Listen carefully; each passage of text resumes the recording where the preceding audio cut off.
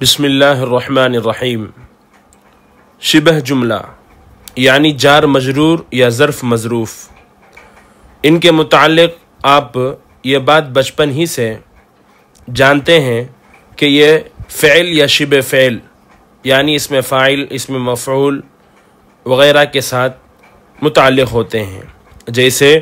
ذهبت الى المدرستی، الى المدرستی جار مجرور مل کر متعلق ہوئے ذهب فعل کے۔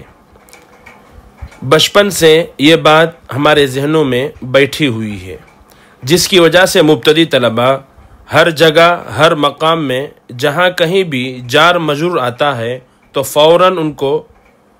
فعل یا شبہ فعل کا متعلق بنا کر آگے بڑھنے کی کوشش کرتے ہیں۔ میرے عزیز ناظرین، آج سے اس نظریے کو بدلیے اور متعلق بنانے سے پہلے بارہا غور کریں کہ کیا یہ شبہ جملہ ما قبل فعل یا شبہ فعل کے معنی کو پورا کر رہا ہے، نیز کیا اس فعل یا شبہ فعل کو اس جار مجرور کی ضرورت بھی ہے یا نہیں، کیونکہ اگر فعل یا شبہ فعل کو اس جار مجرور کی ضرورت نہیں ہے تو یہ جار مجرور اس کا متعلق کیسے بنیں گے؟ متعلق کا لفظ کہہ کر آپ فعل اور جار مجرور کے مابین ایک ربط اور تعلق ہونے کا اظہار کر رہے ہیں، جبکہ ما قبل میں موجود فعل کو اپنے معنی ادا کرنے میں اس کی ضرورت ہی نہیں ہے۔ پھر جب اس فعل کو جار مجرور کی ضرورت ہی نہیں ہے تو پھر بیچارے یہ جار مجرور کہاں جائیں گے، کس کے ساتھ اپنا رشتہ جوڑیں گے اور کس کے ساتھ اپنا تعلق بنائیں گے؟ مثلاً ذهبت الى المدرستی، میں مدرسے گیا، اس جملے میں جار مجرور کا تعلق اور اس کا رشتہ اور اس کا ربط و جوڑ فعل کے ساتھ ہو رہا ہے، کیونکہ اس ذهب فعل کو ان جار مجرور کی ضرورت ہے، بغیر ان کے اس ذهب فعل کا معنی بھی ناقص ہے۔ وہ اس طور پر کہ یہ جار مجرور فعل کے واقع ہونے کی جگہ کو بتلا رہے ہیں اور وہ ہے مدرسہ۔ ایک اور مثال کے ذریعے سمجھتے ہیں۔ مثلا خرجت من البیتی، میں گھر سے نکلا، من البیتی جار مجرور، ان کا تعلق خرجہ فعل کے ساتھ، کیونکہ اس خرجہ فعل کے وقوع کی ابتدا کو بتلا رہے ہیں، نیز فعل کے معنی کو مکمل کر رہے ہیں۔ سننے والے کو معلوم ہو رہا ہے کہ اس خرجہ فعل کا وقوع اور صدور گھر سے ہوا ہے، نہ کہ کسی دوسری جگہ سے۔ اگر یہ نہ ہوتے تو فعل کے معنی میں ایک طرح سے نقص ہوتا، کمی ہوتی، لیکن یہ جار مجرور فعل کے معنی کو بھرپور طور پر ادا کر کے ایک بڑا کردار ادا کیا ہے، جس سے فعل خوش ہو کر اپنی فیملی میں شامل کر لیا اور یہ کہہ دیا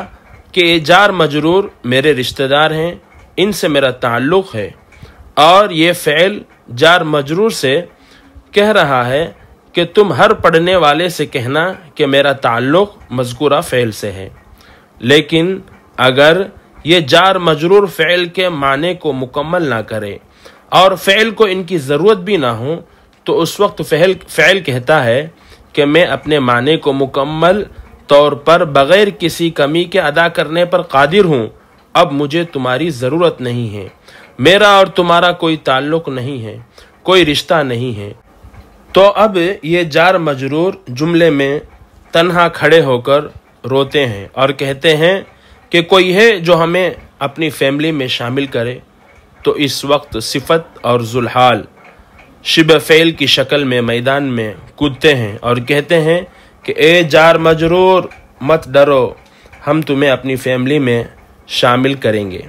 یہ کہہ کر وہ ان جار مجرور کو اپنی فیملی میں شامل کر لیتے ہیں۔ اب کیسے ان جار مجرور کو اپنی فیملی میں شبہ فعل شامل کرتے ہیں، اس بات کو مثال کے ساتھ سمجھیں گے۔ اس مثال کو سمجھنے سے پہلے ایک نحوی قاعدہ اس کے متعلق جان لیتے ہیں، جس سے مثال کو سمجھنے میں آسانی ہوگی۔ قاعدہ یہ ہے کہ جار مجرور اگر جملے میں اس میں نکرہ کے بعد واقع ہو تو یہ صفت کے متعلق ہوں گے، اور اگر اس میں معرفہ کے بعد واقع ہوں تو یہ حال کے متعلق ہوں گے۔ جیسے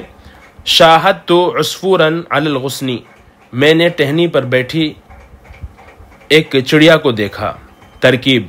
شاہدت فعل بفاعل، عصفورا مفعول بھی ہے اور یہ موصوف ہے، علی الغصن جار مجرور مل کر قاعدن یا کائنن محذوف شبہ فعل کا متعلق۔ گویا اصل جملہ شاہدت عصفورا قاعدن یا کائنن علی الغصن۔ علی الغصن یہ جار مجرور متعلق ہوئے قاعدن شبہ فعل کے، اور قاعدن شبہ فعل اپنے فاعل اور متعلق سے مل کر عصفورا موصوف کے لیے صفت۔ اس جملے میں جار مجرور کو شاہدت فعل کے متعلق نہیں بنا سکتے،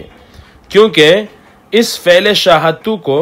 اپنے معنی مکمل طور سے ادا کرنے میں ان کی ضرورت نہیں ہے، اور نہ جار مجرور اس فعل شاہدت کے وقوع یا حصول کے معنی کو بتلا رہے ہیں، جس کی وجہ سے فعل ان کو اپنی فیملی میں شامل کرنے سے انکار کر دیا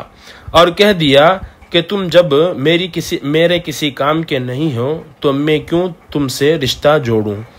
تو ایسی نازک صورت میں قاعدن یا کائنن شبہ فعل آ کر جار مجرور سے یہ کہا کہ ارے پاگل جار مجرور، تم تو کلمہ عصفورن کی وضاحت کر رہے ہو نہ کہ شاہدہ فعل کی، پھر کیوں تم شاہدہ فعل کے ساتھ اپنا تعلق جوڑنے کی کوشش کر رہے ہو؟ اگر تمہیں تعلق جوڑنا ہی ہے تو عصفورن کے ساتھ تعلق جوڑو۔ تو جار مجرور بولے ارے بھائی ہم فعل یا شبہ فعل کے ساتھ ہی تعلق جوڑ سکتے ہیں، اسم کے ساتھ نہیں، اور عصفورن یہ اسم ہے، کیسے ہم اس کے ساتھ تعلق جوڑیں؟ تو فوراً وجوبی طور پر محذوف شبہ فعل کائنن یا موافق قاعدن شبہ فعل نے کہا کہ گھبراؤ مت، میں تمہارا تعلق جوڑتا ہوں، تم میرے ساتھ تعلق جوڑ لو، کیونکہ میں شبہ فعل ہوں،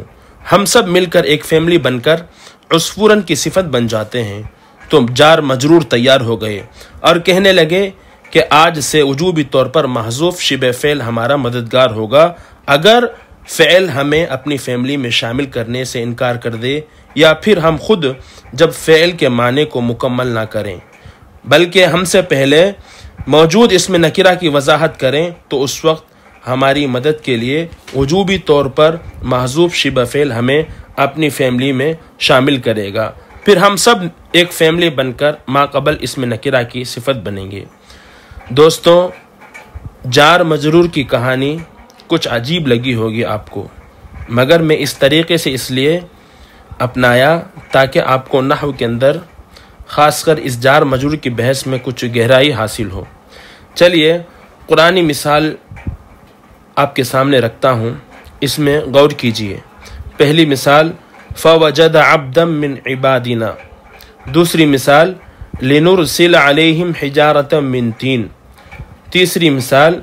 قطعت لہم ثیاب من نار۔ ان آیات میں جار مجرور سے پہلے کائن شبہ فعل وجوبی طور پر محذوف ہے، یہ شبہ فعل اپنے فاعل اور متعلق سے مل کر صفات بنیں گے ما قبل اسماء نکرات کے لیے۔ امید ہے کہ بات مفید لگی ہوگی، اگر فائدہ ہوا تو آگے شیئر کریں۔ واللہ اعلم بالصواب وصلی اللہ علی محمد۔